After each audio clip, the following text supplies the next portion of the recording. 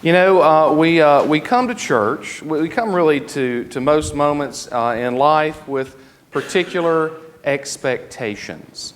Honestly, probably you came here this morning with the expectation that I would have my long, lovely, flowing locks still. And no, the bishop is not here. He's not hiding somewhere. Once again, I went for a light trim. Unfortunately, the lady that cuts my hair, actually, she also cuts the hair of several people here. And she honestly says, well, have you heard about so-and-so? And she just starts talking and cutting and talking and cutting. And after a while, after having heard so many things about so many of y'all, I said, Vicki, like how short are you cutting? And she wheels it around. I passed out briefly, and and this is the result. But really, expectations are powerful, powerful things. Expectations, in fact, sort of color the way we see and experience the world. As an example, in a recent article in the Atlantic Monthly, a writer, actually a Baptist theologian named Russell Moore, was talking about the expectations that we have around faith and our national life. That, at least in American culture, a lot of things have been synonymous between the two. We have an expectation that our politicians and our faith will sort of line up. And when we see that not happening, we have a lot of questions. We have a lot of fears, to be honest. But think about the way our politicians have often lined up with faith. When I lived and worked in D.C., one of the huge events every year was the National Prayer Breakfast. And you would see politicians sort of lining up to go into the National Prayer Breakfast, and it was really very often about a photo opportunity or about what they were going to be able to say to the folks back home. And so you would see the person sort of perfectly coiffed, blue suit, American flag, lapel pin, with a Bible clutched in their arm, going into the National Prayer Breakfast. Now, I'm not denying the actual faith of a great many folks who attend the National Prayer Breakfast. That's not what this is about. What I'm talking about is the expectation that faith and politics are actually supposed to line up. Well, in the Atlantic, this writer is saying that one of the crises that we're facing is that doesn't really happen anymore. And that for a lot of churches, if their politics and their faith don't line up, then there's a huge crisis. There's a crisis of identity, and there's a crisis around how they're supposed to look at the world. Politics and faith. The member of Congress I used to work for defined politics as the science of life. It's how we deal with our neighbor. That sounds wonderful. But the reality is there are often going to be differences between faith and politics. It's sort of a natural thing. They're not always going to line up. And very often when they do, it's actually just on the surface. The actual faith that's being expressed might be a mile wide while only being an inch deep. Now, this is not a new phenomenon at all. I'm not critiquing our politicians. I'm not critiquing our political system. I still think it's the best in the world. But faith and politics have had sort of an uneasy marriage for a very, very long time. Consider the world that Jesus is walking in this morning in our readings. Consider the world of the first century. Consider the relationship between faith and governance in the first century. The Pharisees were very much like that blue-suited politician clutching the Torah underneath their arm, making sure that they were seen and saying the right things. How about the high priest in the temple? Hair combed back perfectly, big screen projector, broadcasting every Sunday to the masses. And the crowds. Anybody here ever been to a big sporting event? Come on, this is South Carolina. Y'all been to a football game, okay? Okay? What do you do at the beginning of the game? You stand for a prayer.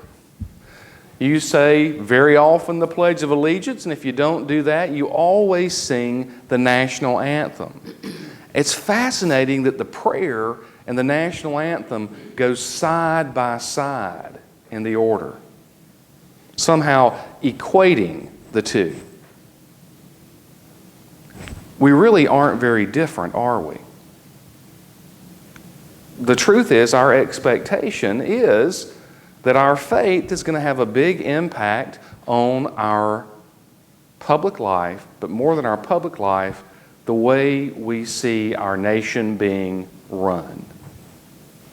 Not a bad thing. Not a bad thing at all. But again, it all comes back to what our expectation is going to be. When we support someone whose politics is very much like our own, we want them to have a faith very much like our own. But that's not really always the way it works out. The writer talked about the crisis, the fact that the way we see and experience our faith and the way we see and our experience our politics have gotten all woven together. And what he comes down to is it's okay for that not to be the case. It really and truly is. And one of the reasons it's okay for that not to be the case is that while we have high expectations for government and politics, we should have far higher expectations for our faith. It should mean something far deeper, far more important. It really should touch every aspect of our life, and it really should be the thing that guides us, that motivates us, that compels us. It's far more important, believe it or not, than anything that we might watch on cable news or see in a debate of any party. Our faith is something far greater. The folks that came to Jesus for the feeding of the 5,000 would not have been unable to discern, unable to understand what was going on. For that matter, the Pharisees, the Sadducees, the crowds all knew what feeding miracles were about. They all knew what they pointed to. In fact, if you look back into Torah, you'll find over and over the command in the body of those 613 laws that the people remember. That the people remember the state that they used to live in, the circumstances in which they used to find themselves. And the fact that once they were freed from bondage and they had to wander in the wilderness for those 40 years, that there was something that they could count on each and every day. Anybody remember from Sunday school what that was? The manna. Exactly. Who said that? Well done, Juanita. The manna in the wilderness. The bread from where? The bread from heaven. Each and every day, the people were provided with bread. You see, the thing that they could not deny during those 40 years was their utter and complete dependency on God. Not on their leaders, not even on the people around them, but their utter and complete dependency on God. Now, the sad thing is, once that 40 years is over and that dependency on God is no longer being reinforced, what happens? Well, the people know that they need that.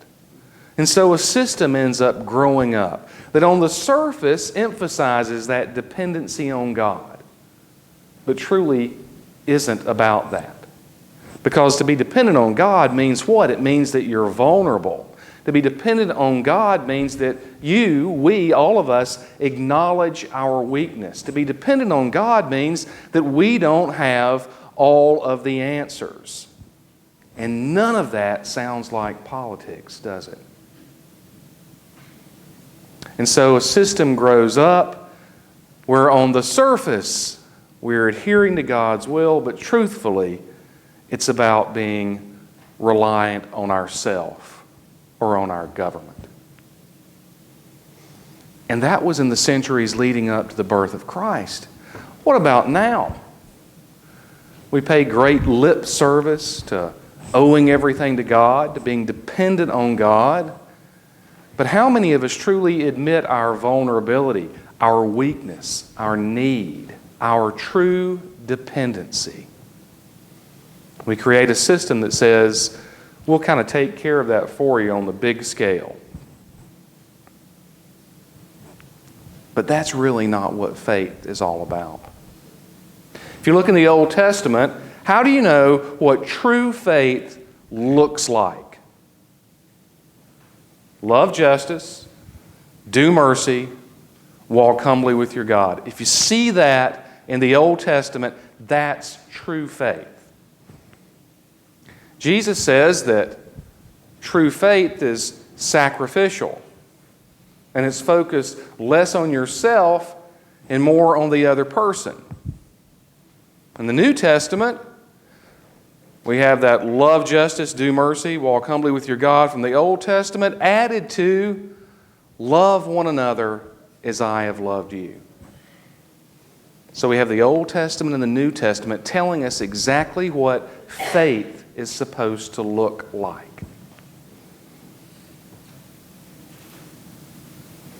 Is that what our world looks like right now? Is that what our lives look like right now? Is that what our political life looks like right now? Can y'all tell that I watched the Republican debate the other night? Okay? Kind of got wrapped up in the political thing again. And I'm pretty sure I would feel just as strongly about this when I watched the Democratic debate. Because I learned a long time ago that faith and politics really have very little to do with one another. Do you think those 5,000 people that came to Jesus that day came to be fed, to be given free bread? No. They didn't come to get a meal. What did they come for?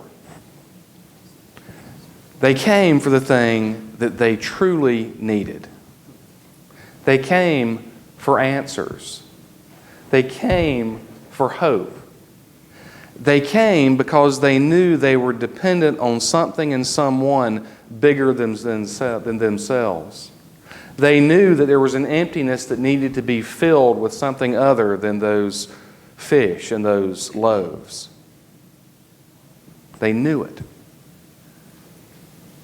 See, all of these things that were built up leading up to the first century and all the things that we have built up in the last 200 years are ways of pushing back against our actual dependency on God and our awareness that that's who we need.